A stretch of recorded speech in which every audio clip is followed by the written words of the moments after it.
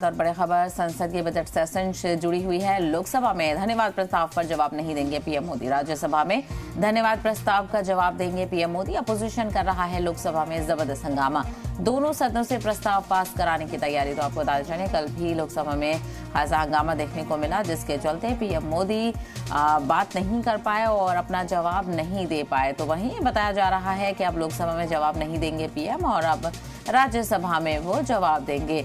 तो संसद के बजट सेशन में जबरदस्त हंगामा देखने को मिल रहा है। लोकसभा में धन्यवाद प्रस्ताव पर जवाब नहीं देंगे पीएम, राज्यसभा में धन्यवाद प्रस्ताव का जवाब देंगे। आज जानकारी है पीएम मोदी अपोजिशन के हंगामे से की वजह से जवाब नहीं दे पा रहे हैं, ऐसा कहा जा रहा है। वहीं अपोजिशन लोकसभा में जबरदस्त हंगामा कर रहा है। कल भी कार्यवाही शुरू होते ही जबरदस्त हंगामा देखने को मिला और फिर कार्यवाही को मुलतवी किया गया। तो दोनों सदनों से प्रस्ताव पास कराने की तैयारी है और वहीं सदर जमहूरिया द्रौपदी मुर्मू के खिताब को लेकर चर्चा का दौर भी देखने को मिल रहा है और पीएम मोदी भी इसको लेकर जवाब देने वाले हैं। तो लोकसभा में जवाब नहीं दिया गया और वहीं अब जानकारी है कि राज्यसभा में जवाब देंगे पीएम मोदी।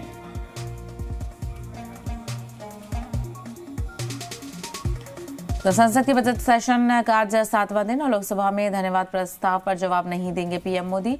राज्यसभा में धन्यवाद प्रस्ताव का जवाब देंगे पीएम। तो आज राज्यसभा में जवाब देने की तैयारी है। इसमें देखना बेहद अहम होगा क्या कुछ कहा जाता है और क्या राज्यसभा में भी अपोजिशन हंगामा करता है, क्योंकि लोकसभा में तो खासा हंगामा देखने को मिला और जबरदस्त नारेबाजी की गई। तो वहीं स्पीकर ओम बिरला भी इस मौके पर खासा नाराज नजर आए और सभी से गरिमा बनाने की अपील वो करते रहे, लेकिन ऐसा नहीं हो पाया। आखिर में आके उन्हें सदन की कार्रवाई को मुलतवी करना पड़ा। तो अपोजिशन लगातार लोकसभा में जबरदस्त हंगामा कर रहा है। कई मुतालबों को लेकर, कई मुद्दों को लेकर अपोजिशन का एहतजाज जारी है और दोनों सदनों से इसके अलावा प्रस्ताव पास कराने की तैयारी में सरकार लगी हुई है।